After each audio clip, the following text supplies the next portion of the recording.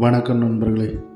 Bachelors லைஃப்புங்கிறது ரொம்ப ஈஸியானது கிடையாது, கொஞ்சம் கஷ்டமானது.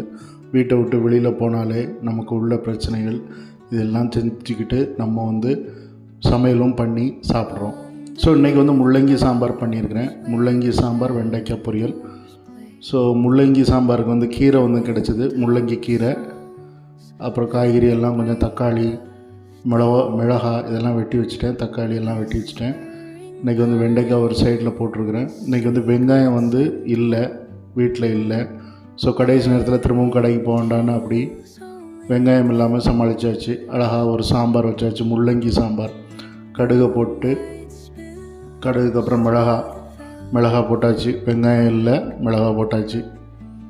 மிளகாய் போட்டதுக்கப்புறம் தக்காளி நல்லா வசங்கினதுக்கப்புறம் நம்ம கொஞ்சம் மசாலாலாம் போட போகிறோம். நல்லா வசங்கிட்டு, தக்காளி கொஞ்சம் நல்லா வசங்கின பிறகு நம்ம இந்த கீரையை போடுறோம். முள்ளங்கி கீரை இதான், முள்ளங்கி கீரை நல்லா கொஞ்சம் பொடிசாக வெட்டி வச்சுருக்கு கீரை. இந்த கீரையை நல்லா வசக்கிட்டு, இப்போ இது கூட நம்ம பருப்பு தால் ஏற்கனவே அவிய போட்டு வச்சுருக்குறோம். அந்த பருப்பு தாளை இதில் ஊற்றிட்டோம். பருப்பு ஊற்றியாச்சு. சிறு பருப்பு, துவரம் பருப்பு ரெண்டும் மிக்ஸ் பண்ணி போட்டு அவிச்சிருந்தது. அந்த காயம் மஞ்சப்பொடி எல்லாம் போட்டு அவிச்சிருந்தது, அதை அப்படி போட்டாச்சு. சோறு ஒரு பக்கம் ரெடி ஆயிடுச்சு. ஸோ இப்போ இது சாம்பாரும் ரெடி ஆயிடுச்சு.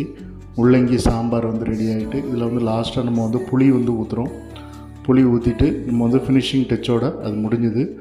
இனிமேல் சாம்பார் ரெடி ஆகிடுச்சு. நம்ம சாப்பிடலாம்.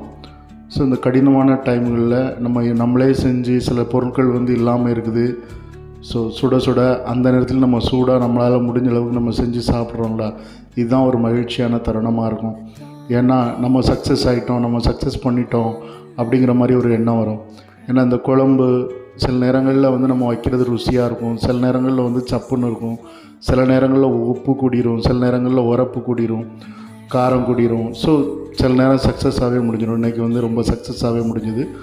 சுட சோறு, முள்ளங்கி சாம்பார், வெண்டைக்காய் பொரியலும் கொஞ்சம் நல்லாவே இன்றைக்கி வெங்காயம் இல்லாமல் இன்றைக்கி நம்ம பண்ணியிருக்கிறோம். ஸோ வெங்காயம் இல்லாமல் பண்ணாலுமே ரொம்ப நல்லாவே வந்திருக்குது. ஸோ வெண்டைக்காய் வித் இந்த முள்ளங்கி சாம்பார் எல்லோரும் பண்ணி பாருங்கள், ட்ரை பண்ணுங்கள். பிடிச்சிருந்தால் வீடியோ லைக் பண்ணுங்கள், ஷேர் பண்ணுங்கள், சப்ஸ்கிரைப் பண்ணுங்கள், கமெண்ட் பண்ணுங்கள். ஓகே, பாய். நான் மீண்டும் உங்களை அடுத்த ரெசிபியில் சந்திக்கிறேன். பாய், see you.